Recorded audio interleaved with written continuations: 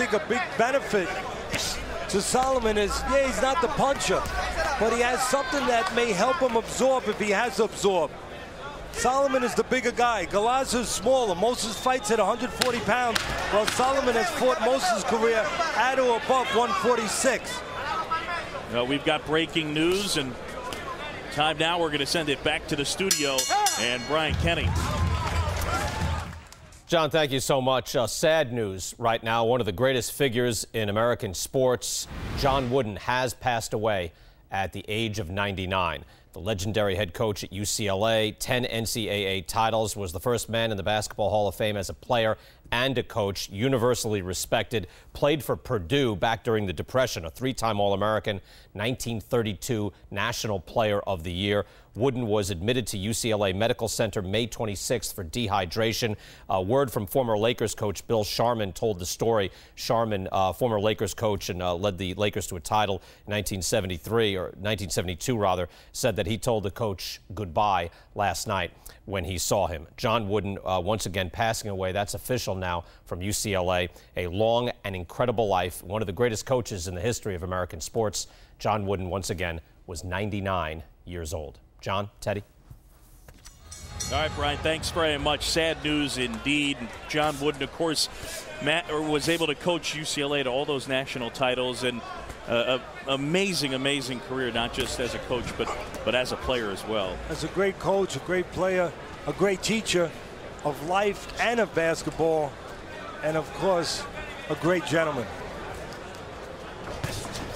Stop.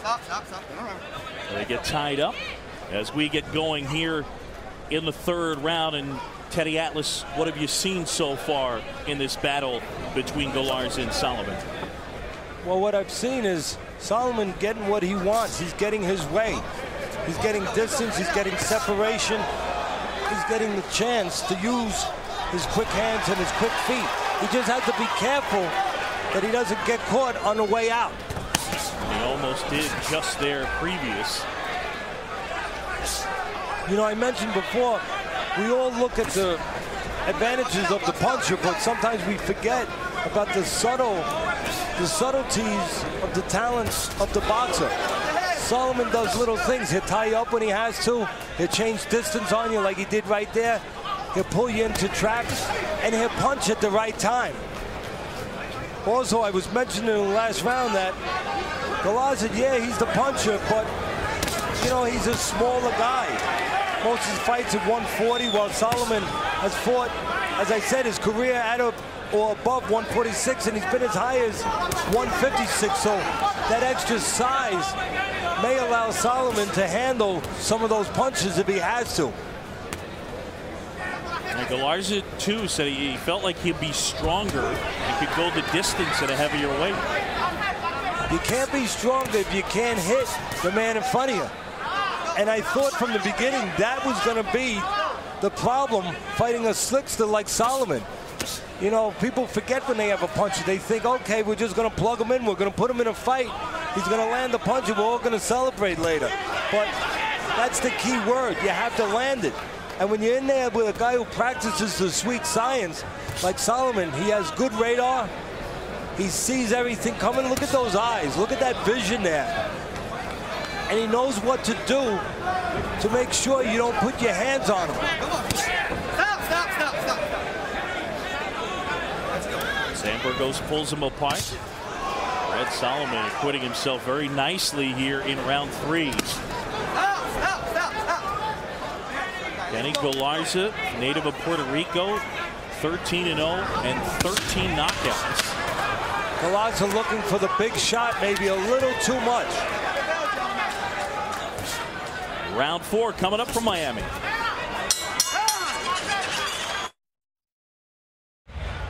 I talked about the eyes and vision of Solomon. Look at those eyes right there. Look at that concentration. You can see it. You have to see it to avoid it. And right there, you can see that Solomon does that. He sees everything coming, and he knows how to counter it. As we begin round 4 here from Duke's Pavilion at Miami-Dade Expo. Teddy, you talked about Solomon pulling people into traps. What do you mean by that? Sometimes he'll change his range a little bit. He doesn't use cheese but he uses distance. He'll step back a little bit and fight you in a little bit like he's doing right now. Get you to come in, and then when you fall short, he plugs the hole.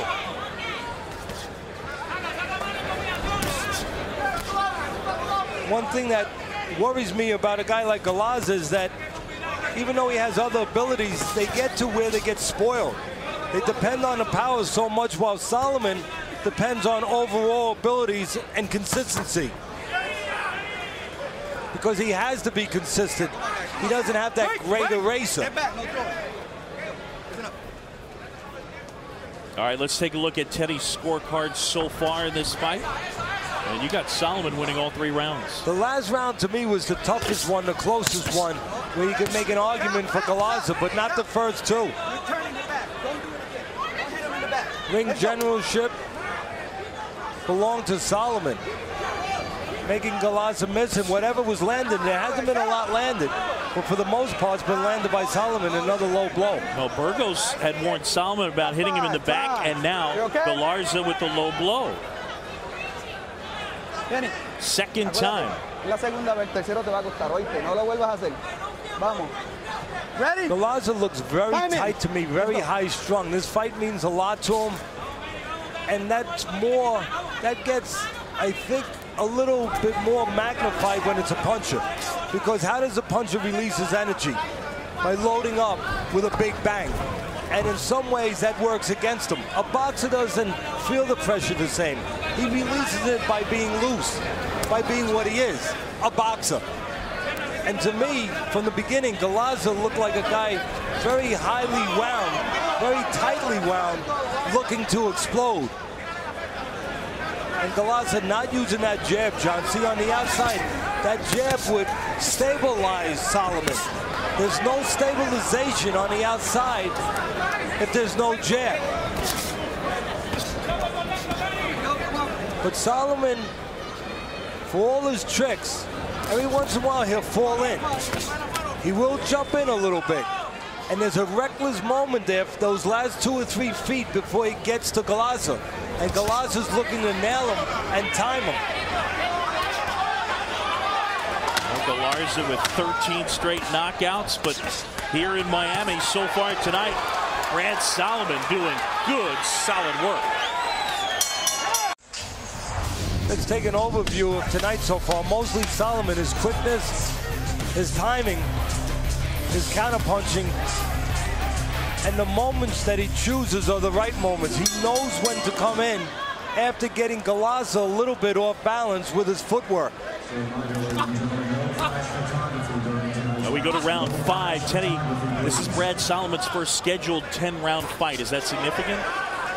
It's significant because Galaza has been 10 rounds one time, or at least into the 10th. Solomon's never been past 8, so if it's a contested fight, maybe he starts thinking about the late rounds a little bit, and it plays on him a little bit. But if he's in control of the rhythm and the pace, those rounds will just fly by. It's up to Galaza to contest those rounds.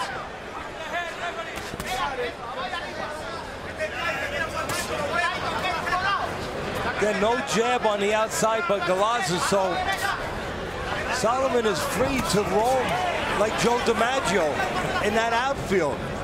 And he's roaming. He's patrolling right now. Galarza's had a hard time kind of hemming him in.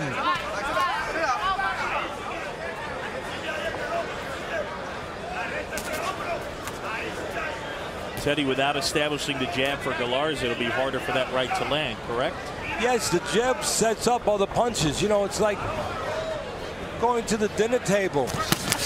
You know, you set up the meal with the jab. You set everything up. You set the table with the jab. And then you eat with the right hand. And again, Solomon in the 5th getting the better of him. A lot of times you see hands set up offense. But in this case, watch Solomon. His feet will set up offense. Watch, he'll move a little bit. He'll get a good spot for the offense.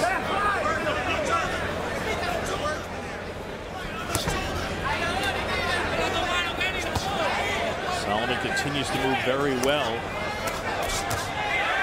Gets off a couple of quick punches. It's still very early, and Sullivan has that, well, Galaza has that great